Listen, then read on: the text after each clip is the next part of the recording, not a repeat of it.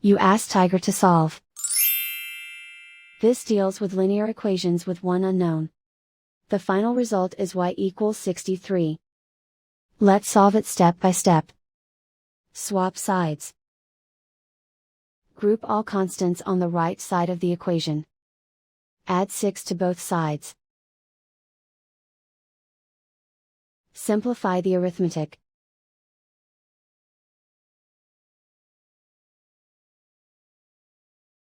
Isolate the y. Multiply both sides by 3. Group like terms. Multiply the coefficients.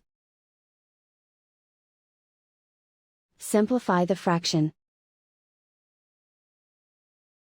Simplify the arithmetic.